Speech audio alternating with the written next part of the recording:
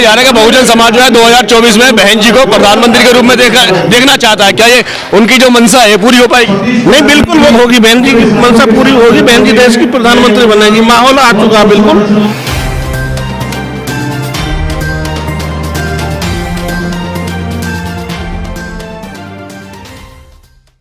मैं सुनील अभय और आप देख रहे हैं HD न्यूज इंडिया। आज मान्यवर काशीराम साहब का 90वां जो है जन्म दिवस मनाया जा रहा है और दलित प्रेरणा स्थल पर इस समय हम मौजूद हैं। यहाँ पर लगभग गाजियाबाद हो, युक्त और नोएडा हो, दिल्ली हो, सभी जगह से लोग मौजूद हैं और एक लहर सी जो 2024 में कही जा रही है बहन मायावती जी को प्रधानमंत्री बनाने की, उसके बारे में परिचर्चा हम लोग करेंगे और सभी से बातचीत करेंगे कि आखिर जो आने वाला समय है वो किस तरीके का होगा।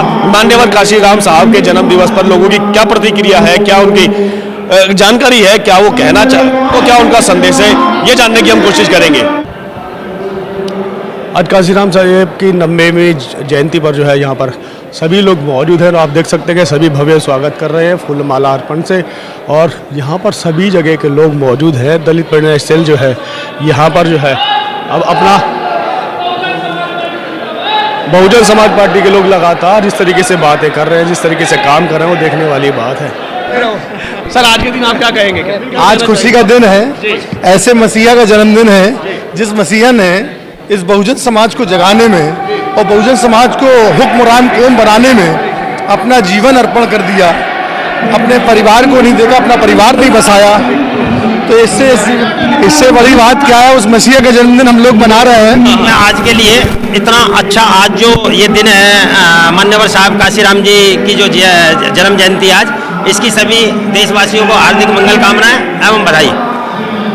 मैं आज के लिए यही कहना चाहूँगा सभी से कि आज आपके लिए ये पर्व है और इस पर्व को बड़े धूमधाम से मनाएं सभी लोग, क्योंकि ये जो आज का दिन है इतना गौरवशाली कि अगर मान्यवर साहब काशीराम जी नहीं होते, शायद नहीं आते, तो ये राजनीति जो आज हो रही है ना, जो राजनीति में जो अलग जगाने का कार्य किया है बहुजन समाज में, ये मान्यवर साहब काशीराम जी की देन है।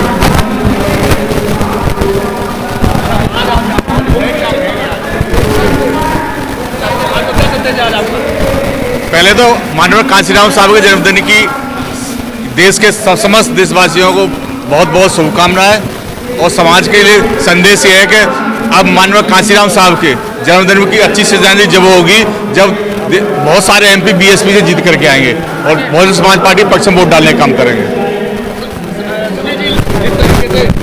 बाबा साहब के बाद अगर समाज में करने का काम किया तो काशीराम साहब ने किया, क्या कहते हैं आप? आज क्या नहीं, मान्यवर देखो, मान्यवर का सपना था कि देश में बहुजनों की सरकार होनी चाहिए और हम सब लोग बहुजन समाज पार्टी के जितने भी लोग हैं बहन जी के आदेश अनुसार उस सपने को पूरा करने के लिए कोशिश कर रहे हैं।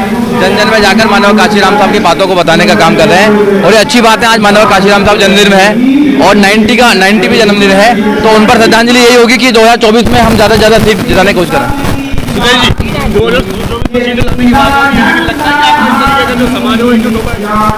देखिए, समाज एकजुट है और पहले तो परम पूज्य मान्यवर काशीराम साहब को हम लोग श्रद्धा की सुमन अर्पित करते हैं और ये संकल्प लेते हैं पूरे देश में इस बार अपने बलबूते बहुजन समाज पार्टी अपने कार्यकर्ता पदाधिकारी बलबूते देश में एक इतिहास रचने जाएगी और आदरणीय बहन जी ने इस तौर पर हमारा इशारा किया है।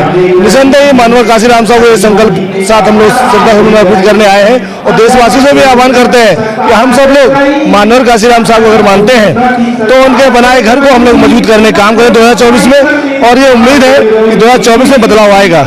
अभी लगातार जिस तरीके से बदलाव की बात तो हम कर रहे हैं, मगर यहाँ पर अभी 2024 में ये भी सुनने में आ रहा है कि इस समय जो है जो मौजूदा सरकार है वो BSP को खत्म करने के लिए पूरी रणनीति अपनाए हुए है। क्या कहेंगे इस पर?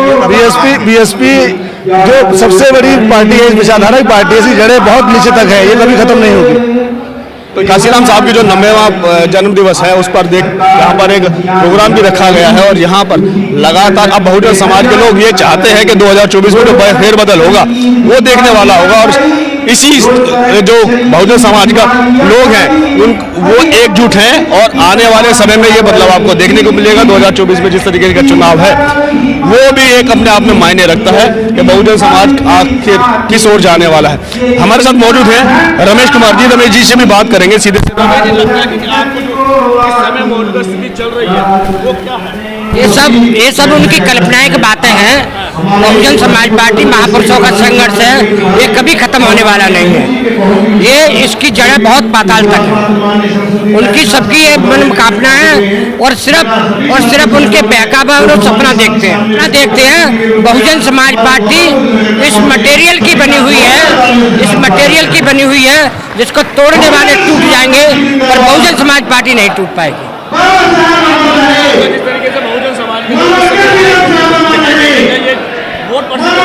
बिल्कुल बनेगा। ये सब लोग बहन कुमारी मायावती जी को देश का प्रधानमंत्री देखना चाहते हैं और ये मौका आज जैसी देश की हालात है, बहन जी से मजबूत कोई नेता इस देश के अंदर नहीं है। अगर मोदी को कोई टक्कर दे सकता तो बहन कुमारी मायावती जी दे सकती है। लोग ये भी कहते हैं कि जिस तरीके से अलग रह करके उन्होंने चुनाव लड़ने की बात कही है तो उससे नुकसान होगा बीएसपी को। नहीं, वो गलत है उनकी, वो अपनी सोच अलग है। माननीय बहन जी की जो सोच है वो बहुत अच्छी है और बहन जी ने यहाँ 4 बार सरकार बनाई है। जहाँ आप खड़े उतनी ऐतिहासिक इमारत पर, ये सब बहन कुमारी मायावती जी की देन है। वो उन लोगों की सोच है जो लोग कह रहे हैं, लेकिन बहन कुमारी मायावती तीसरे नंबर की ताकत है। हर प्रदेश के अंदर बहन कुमारी मायावती जी का वोट है। देश की आने वाली प्रधानमंत्री बहन कुमारी मायावती है। अगर बहन जी को प्रधानमंत्री बनने का मौका मिल जाएगा तो ये सारी दुकानें देश के अंदर बंद हो जाएंगी।